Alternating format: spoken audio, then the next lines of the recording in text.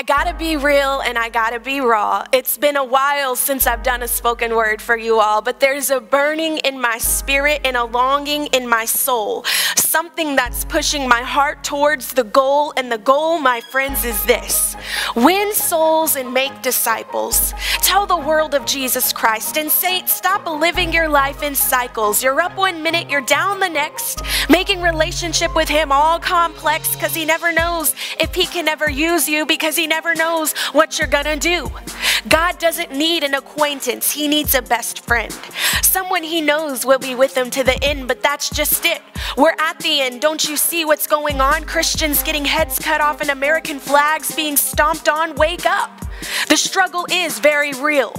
And I'm not talking about the way you feel, and I'm not talking about your choice of coffee from Starbucks for the week, or the color for your new iPhone, or man, my hair just ain't on fleek.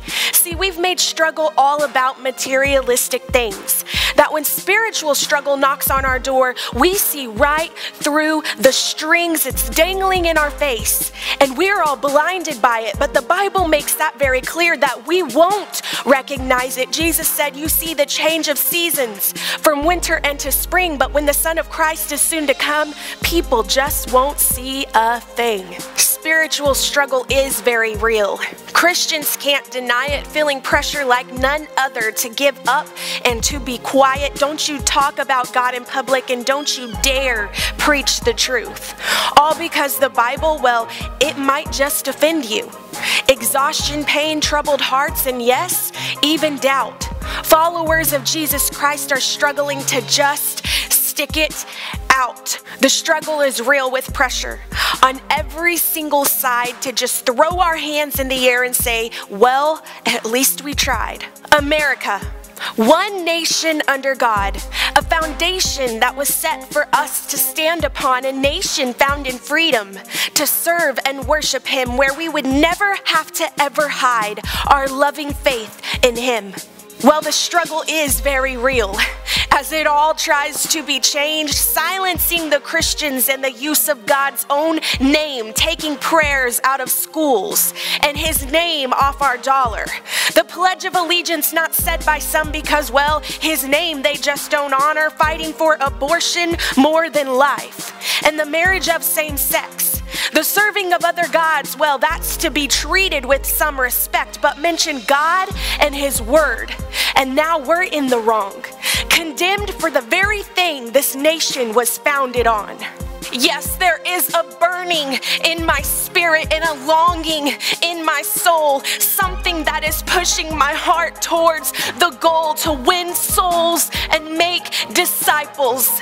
Jesus said it loud right before he left and ascended in the clouds. He left us with the last command he expected us to do, and guess what? He knew it'd be up to me and you, and guess what? He knew that the struggle would be real, and guess what? He knew what we'd all begin to feel. He knew of the things that we'd all begin to see, and how bad this world would look, and how the struggle would seem to be. But he also knew this, that the devil is a liar, and we would have two choices: to step down or know that God is our provider, to stand and to proclaim only in God we place our trust, and in serving him there is no option.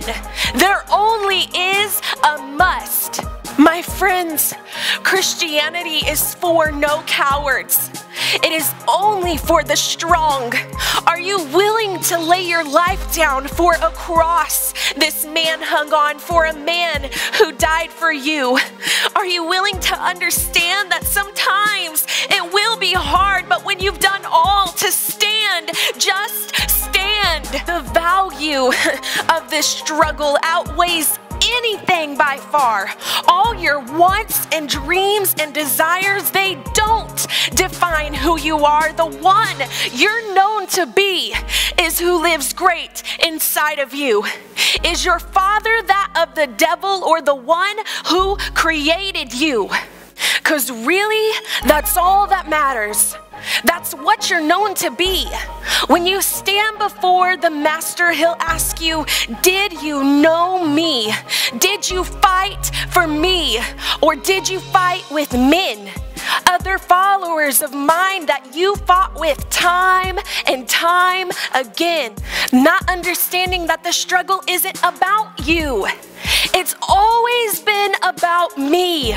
Spiritual battle that you just could not see because you blinded yourself with a big label called me. Materialistic things focused on your own selfish gain and labeling it Christianity. No, my friend, that's vanity. I'd go as far as to say insanity, because God is the only one who can save humanity. It's time to recognize what the struggle is.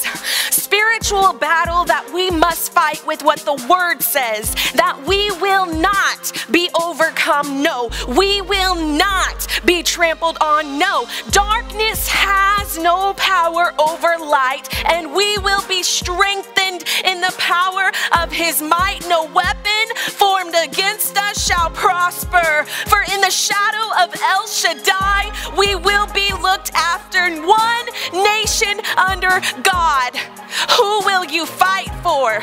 Because we need soldiers of our Christ to stand up and conquer. Soldiers willing to lay their life down. All wants and desires and plans, well, they are made his now. Soldiers willing to stand up for the word. Soldiers willing to fight for his name to be heard. Soldiers who will not stop no matter what the cost, because without Jesus Christ, all hope will be lost.